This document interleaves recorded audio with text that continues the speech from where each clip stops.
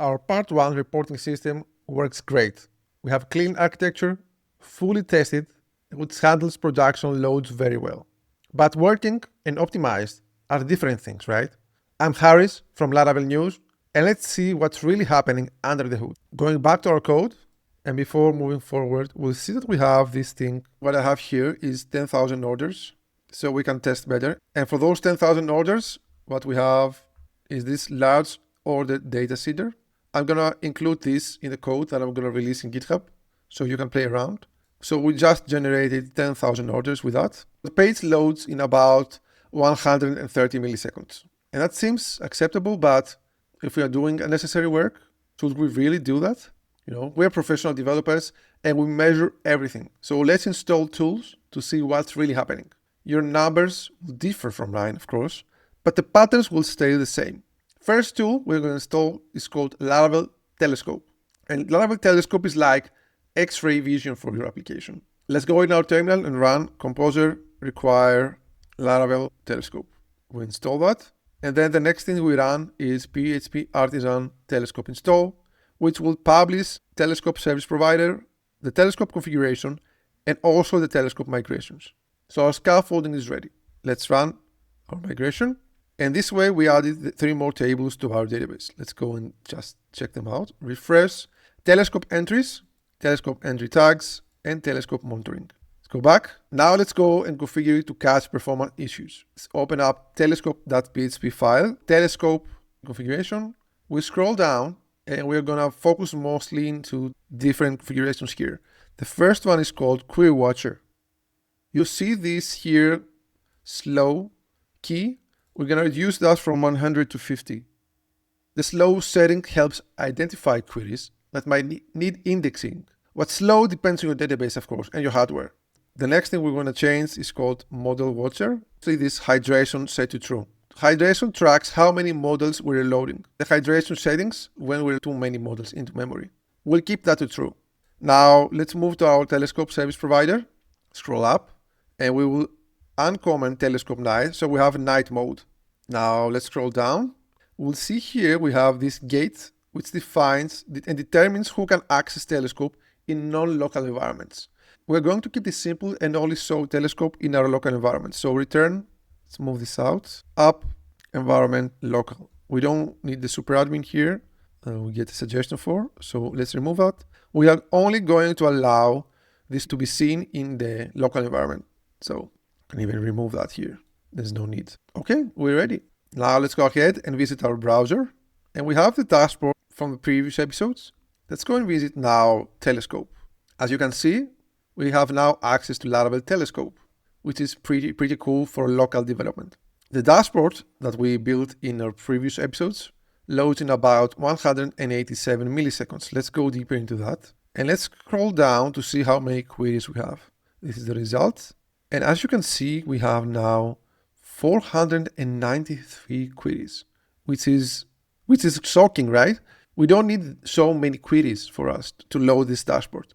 So in my 10,000 orders, I'm seeing 493 queries at the moment for one dashboard load. And that's absolutely insane. Your count will vary based on your data, but let's look at the pattern. We can see that down here we have one load for every user, which is not ideal, right? We don't really want to do that. This is a classic N+1 problem. So we're fetching users, hundreds of times.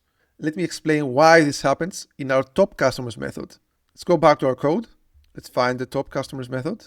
So when we use group by here, you'll notice that it creates new collection instances for each group.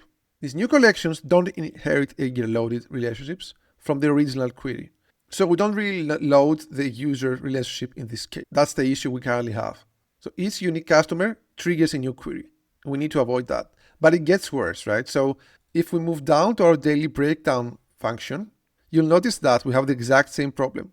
We get the orders. First one, each day group loses its context and might trigger additional queries depending on the data structure. But obviously so many queries is unacceptable. We need to fix that. So what we're going to add now is we are going to go to our routes file. We're going to add some benchmarking down here. I'm going to copy and paste it so we have this faster. We don't need to write it. We're going to use Laravel's benchmark functionality with 4 metrics. The first one will be the complete dashboard, which is a sales report service, and then we call dashboard report based on the monthly period. Then we only want the top customers. We're gonna get the completed orders for the period of the month and call top customers. Same, but we're gonna do that with business summary. And last but not least, we're gonna call the daily breakdown for the monthly period as well. We're gonna do 5 iterations just to make sure that we have a medium. And let's go ahead and run that. Let's go to benchmark. It's running.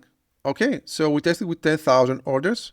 And we now have the complete dashboard loading with 147 milliseconds, of which the 105 milliseconds is the top customers, 37 milliseconds, around 38 for the business summary, and 35 for the daily breakdown.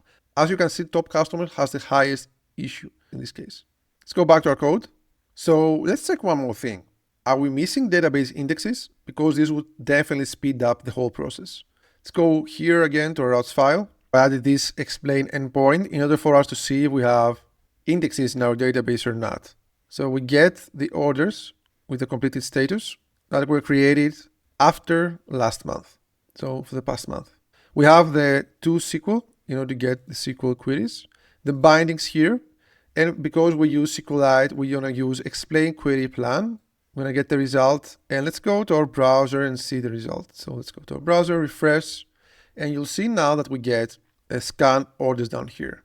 And what does this scan order means in this case, right? Scan orders in this case means that we scan the entire orders table. So no indexes. We're gonna take care of that in the next episode for sure. So far, without changing any code, we have identified massive optimization opportunities. We figured out that we have an N+1 problem with queries everywhere. There is no request level caching. We have duplicate calculations here and there, missing indexes on the created app. So we do full table scans and we load all columns, which use more memory than needed. Your numbers would differ, of course, but the patterns are the same. In the next episode, we'll fix these issues and see dramatic improvements. If you like this episode, give it a like and subscribe to Laravel News for more videos. And click on this hype button in your mobile app. See you in the next one.